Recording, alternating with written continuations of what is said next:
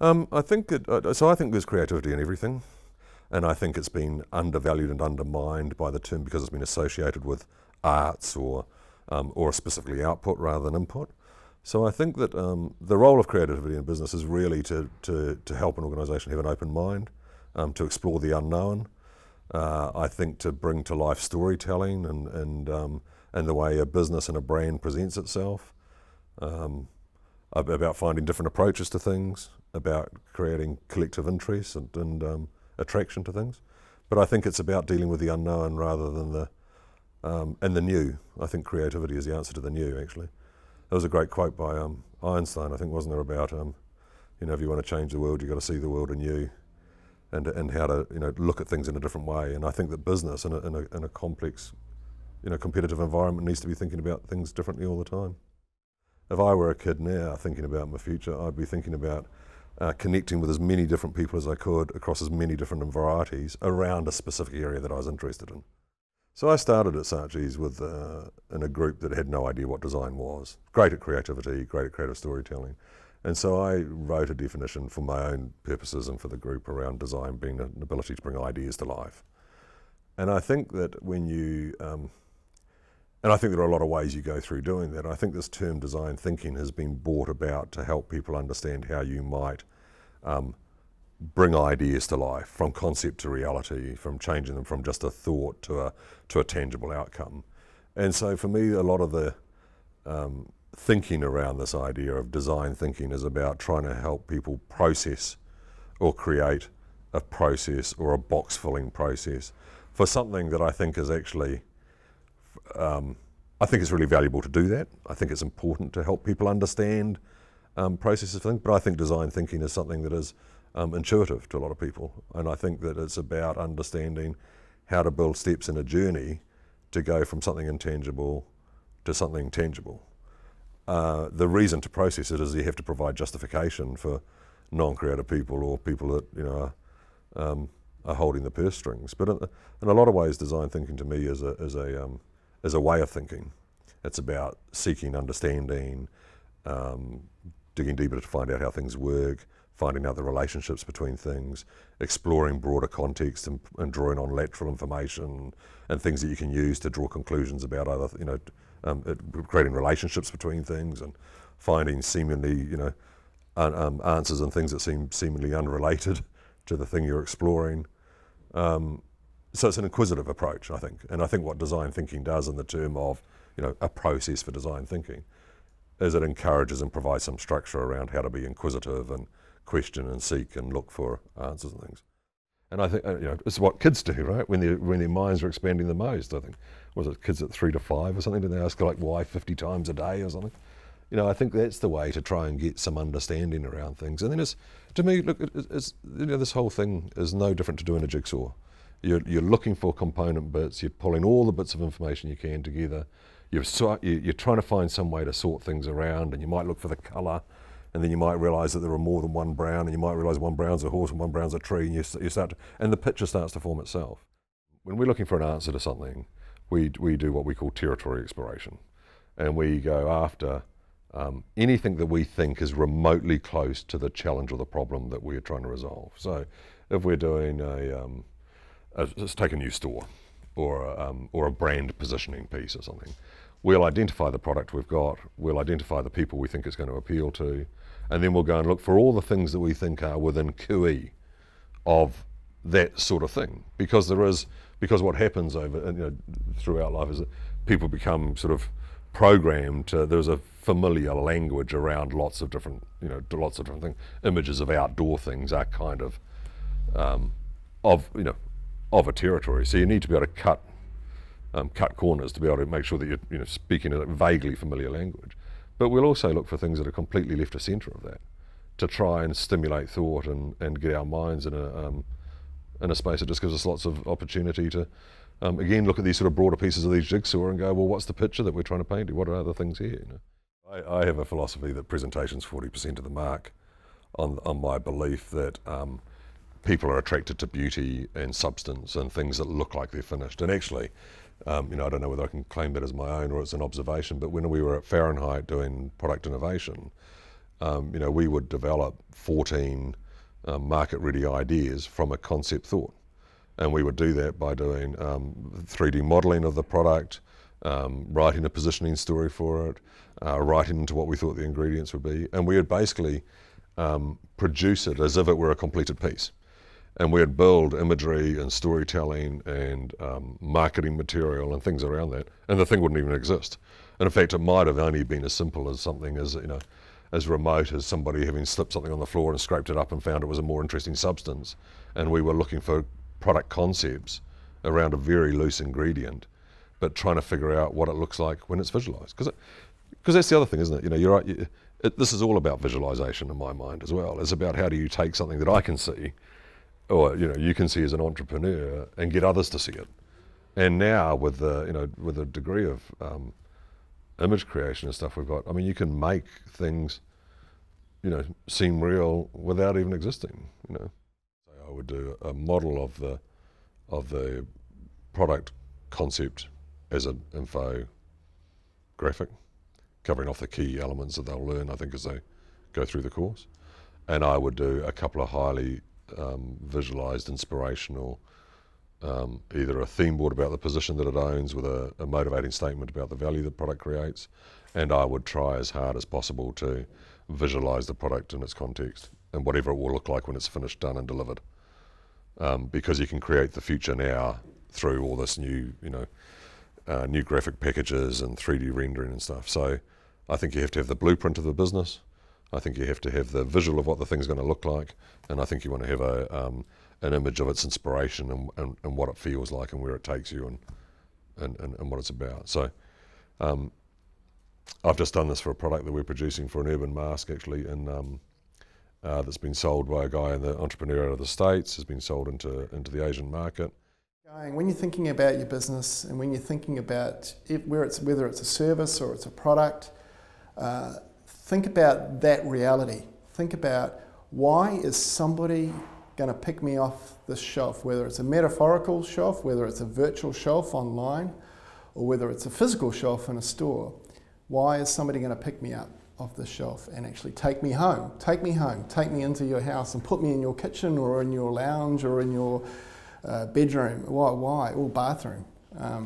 Because that's when the rubber hits the road for you as an entrepreneur. The brand is why you can command a premium price. The brand is what people are going to buy if you want to sell out. And the brand is what values your business over your assets or physical attributes.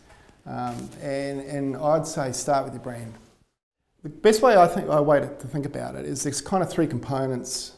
There's a brand, and a brand, to your point, Mike, is not a logo and it's not an identity, but all three things are important. So you've got a brand, you've got a logo, and an identity. Now the best way to think about it is if you're a person. So your logo is your name or your nickname, Mike. So that's your logo. We know you as Mike, or we know you as Hutch. Okay, so that's your logo. Your identity is how you dress, the clothes you wear, your haircut, your style, the way you talk, your accent, all the kind of physical things that, you know, identify you as Mike Hutchinson to me. The brand then is, when I walk out of this room and I walk away, what am I going to tell people, or what do I feel about Mike Hutchinson? What is it that how would I describe you? Mike's a funny guy, Mike's a clever guy, Mike's an innovative and a, you know, super smart guy. That's a brand. First question you ask is, who am I? And then you'll describe yourself, you know. The second key question you'll ask yourself is, what do we do? We make widgets, we create financial services products, you know. Those two questions are relatively easy. The third question is the kicker. Why does it matter? Why does who I am, what I do, matter? And that's the kicker. And that will help you define and clearly define your brand. Now there's 1,000 brand models out there. All of them will essentially boil down to those three simple questions. Who are they? Well, they're a fifth generation or fourth generation of butchers who manufacture small goods, meats, sausages, bacon, salamis, in a factory out in Kaiapoi in Christchurch. That's who they are. What do? They make small goods, processed meats. Okay. Why does it matter? Well, it matters because they are a fourth generation of local butchers, and it matters because New Zealanders want to buy local butcher quality meat, but they want to buy it at a price and in a convenience of a supermarket. So they don't want to sacrifice the quality, but they want at a price and a convenience which is in a more convenient way. So they want local quality, local butcher at a price and in a way that is as convenient as a supermarket.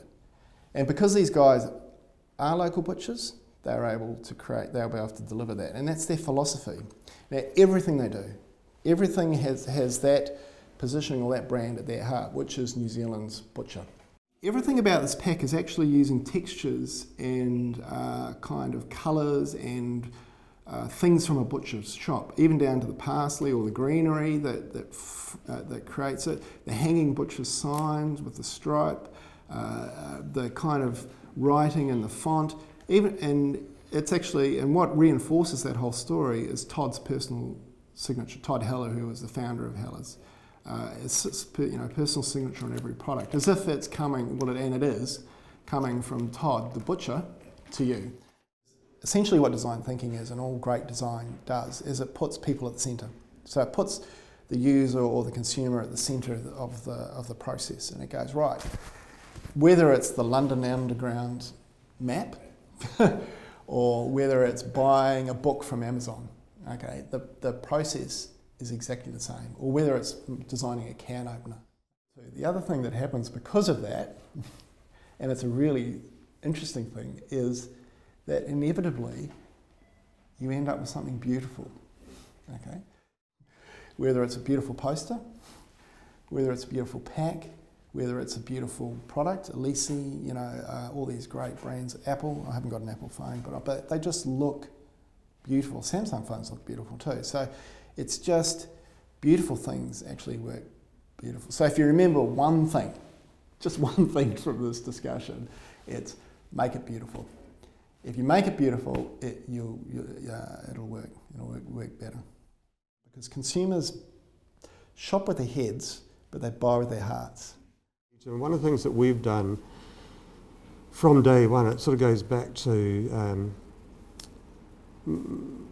for me at least, I think it sort of goes back to advertising training really, but it's enormously, and I've got this in front of me, but just off the camera here, but Hayden Darty is a shareholder in Lewis Road Creamery and a brilliant designer. And so on the Monday when I had the conversation about we want to do a butter, it took about a year to actually get that onto the shelf. And it gave Hayden and I just endless opportunities to sort of fiddle with that design and get that design looking, like $1 million. In the way that we want it to represent what Lewis Road Creamery stands for. And that, I'm sort of gone off on a tangent now, but the beauty of spending an enormous amount of time on design early on is that once you've cracked it, you've cracked it. And so now subsequent products, and this is a few of them, but they happen like that. And again, just back from there, to my advertising days, working with clients, every project was sort of starting with a fresh sheet of paper, and there were no real learnings, or if there were learnings, it's the opposite. They are so sort of cast in concrete that there's no ability to sort of to play. So that goes back, I think, to where I should have finished, which is just this imagination is a critically important piece of the puzzle. The packaging and the branding has to be as good as the product, and the product has to be better than the branding. So you sort of set yourself up for this constant chain of improvement. And I think that from my observations, so often the product side of a business and the branding side of the business are treated as two separate streams running in parallel and never really meeting. And you see it all the time. You see it in banking, for example. You see it in FMCG, but you can see it in all sorts of categories where you just think, hang on, no one's sort of examining this product and sort of seeing what's the strength in it and how can we represent that in a way that makes it stand out. Fundamentally, to me, creativity in business, in what I do, it is absolutely got to be about the bottom line for our clients too. Listening is a very big skill in business. If you can design for packaging, you can design for anything. Packaging is probably the most disciplined visual comms to do because you have a space like that. So you've got a lot to say to get a consumer's attention. So from that, over the years, we've honed a kind of a process where we call it our sort of outside view in, but it's all about dissecting what that language is saying visually. So what we see straight up. So when you look at something and you straight away see it, what's the impression you get? Now, essentially, we try and price it for them, but they can't afford us. But the problem I have is they are taught to invest in product development. They are taught to invest in plant. They are taught to invest in people, you know, hiring the right skills. All of these things are really important. And then at the very end they go, oh, we don't have a brand. We don't have a look. We don't have a vision. And they do that at the very end with 5 cents. It does not work.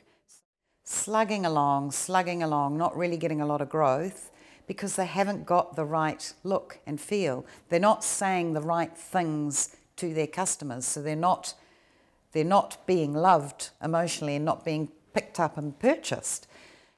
You've probably spent $1 million doing all of that and then you launch with the wrong platform. You've just wasted all that money. So it's a really important point, and I don't think enough businesses focus on that when they're in that startup phase.